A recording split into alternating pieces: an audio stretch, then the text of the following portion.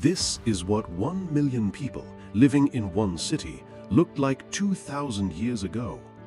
You are standing at the edge of the known world, or rather, at its very center. The year is around 100 AD. The Roman Empire stretches from the sands of North Africa to the fog of northern Britain, from the deserts of Syria to the Atlantic coast of Portugal, and all roads lead here to Rome. Nothing like this has ever existed before. No city on earth has come close. A population of approximately 1 million souls, crammed into a few square kilometers of marble, brick, and timber. The noise is overwhelming. The smell is inescapable. The scale is impossible to believe until you see it. What you are about to witness is not a reconstruction from imagination. It is built from the archaeology, the written records, the inscriptions carved into stone that have survived 2 millennia. This is Rome, not mythology, as reality. You are walking toward the city from the Appian Way, one of the great Roman roads stretching south from the city gates. Ahead of you, Rome rises. The Aurelian Wall, over 12 miles long, encircles the city like a stone embrace.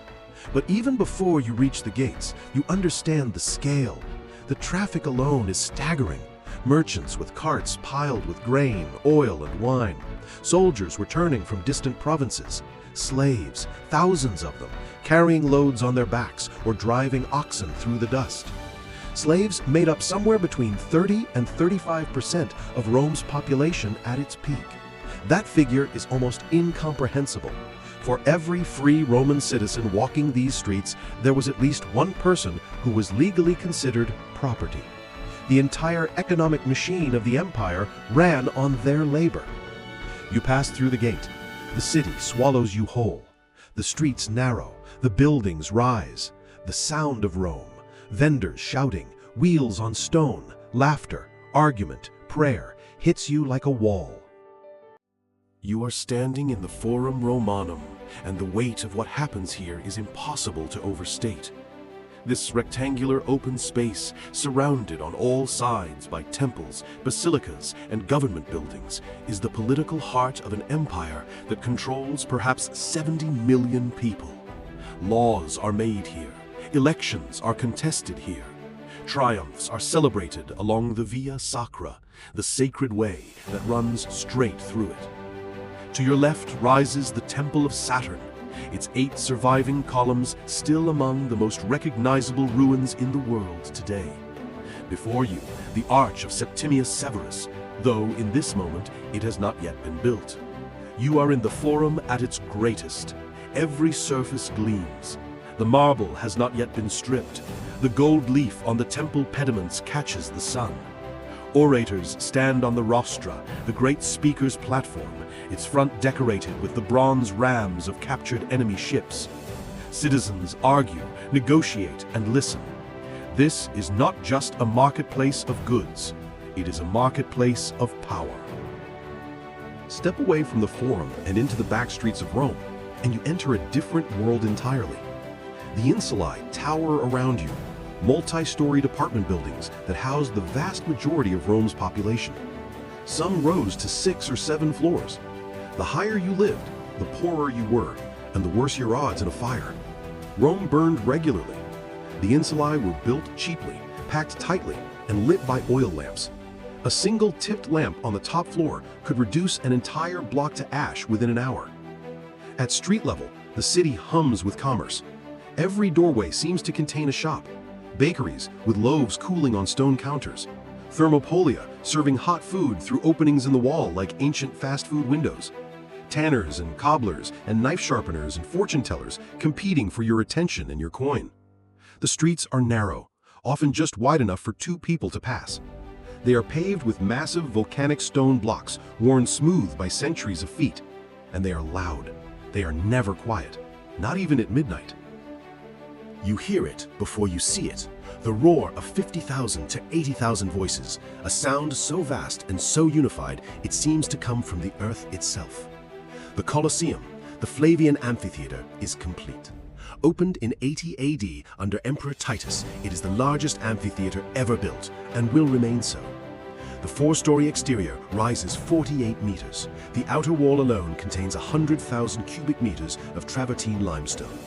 On the day of a great games, the velarium, a massive retractable awning operated by sailors from the Roman fleet, is unfurled to protect the crowd from the sun. From outside, the building is breathtaking.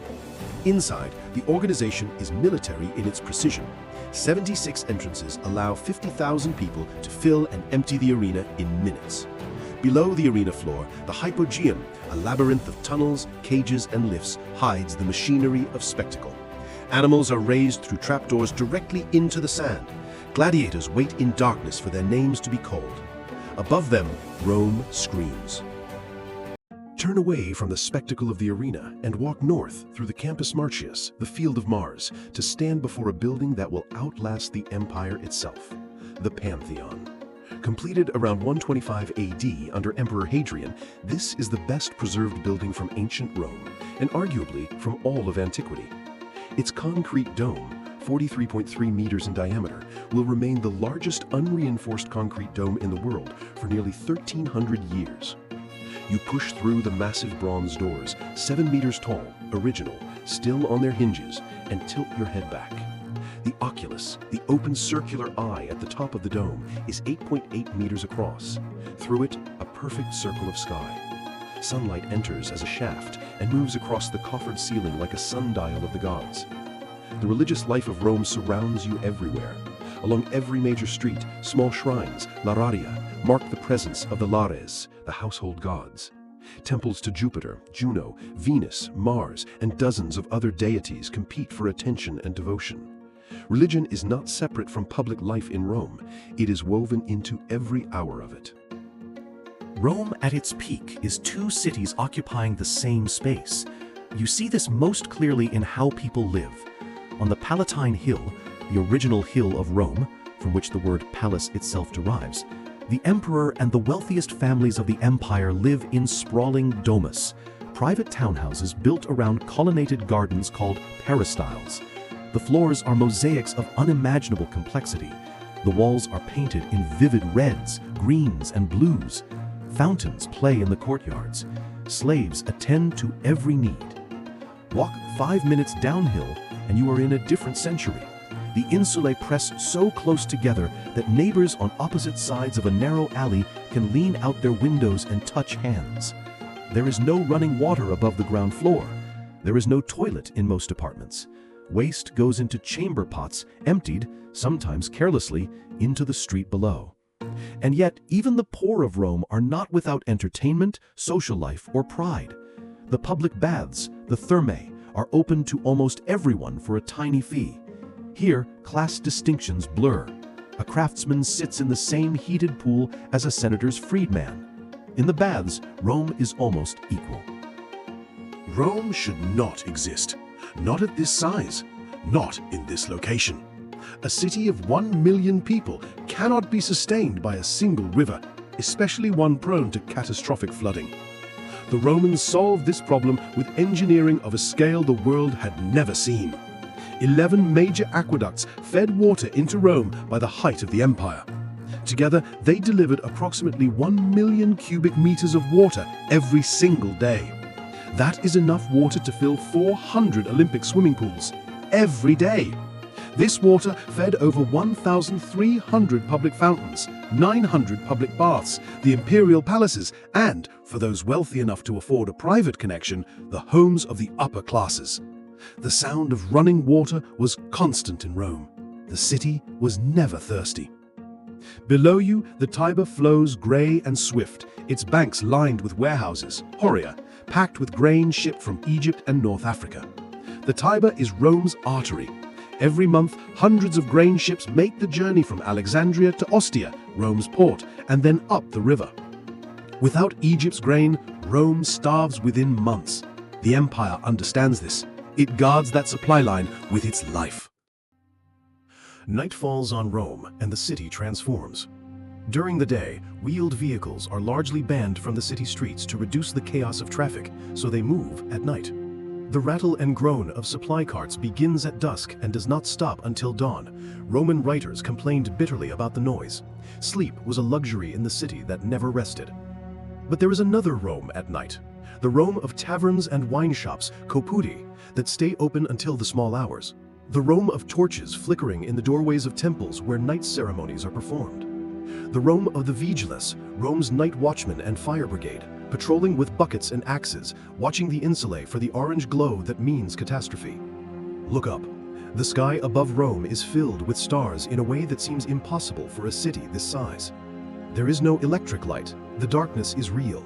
And in that darkness, the fires of 1 million people, hearth fires, oil lamps, torch processions, make Rome glow like an ember on the surface of a dark earth.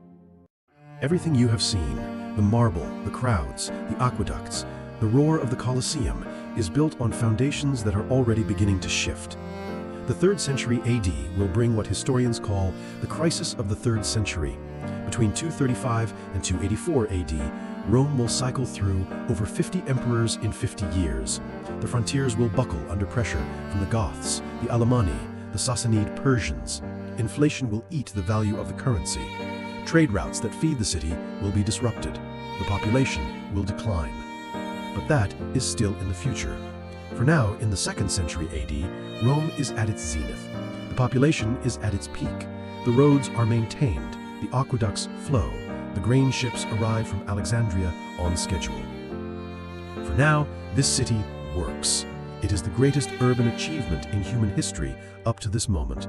A living, breathing machine of stone and water and human will that has taken 5 centuries to build and will take another 3 to finally fall. But it will fall. Everything falls. The question Rome's story asks is not how it ended, it is how it lasted so long. You have walked through Rome at its peak. You have seen the Forum and the Colosseum, the insulae and the Pantheon, the aqueducts and the nighttime streets. You have shared those streets with senators and slaves, merchants and gladiators, emperors and the forgotten poor. And now, those streets are silent. The marble has been quarried away to build churches and palaces. The aqueducts run dry or have been repaired a dozen times by a dozen different civilizations. The population of Rome, which stood at 1 million in the 2nd century, fell to perhaps 20,000 by the early medieval period. The city became a ghost of itself, its monuments used as quarries, its forums overgrown with grass. But Rome is not truly lost. It is in the roads that still follow Roman alignments. It is in the legal systems that still use Roman frameworks. It is in the languages that grew from Latin, in the architecture of every court building and cathedral and government house on earth. And it is here, in this Reconstruction. Imperfect, incomplete, but as close as we can come to standing inside a world that shaped everything that came after it. If this journey through history moved you, subscribe to Lost Worlds Restored. We bring lost civilizations back to life using the latest AI reconstruction technology. Next week, we may visit Constantinople at its height, or the lost city of Carthage, or Tang Dynasty Chang'an, the Rome of the East. Tell us in the comments which lost world you want to see restored.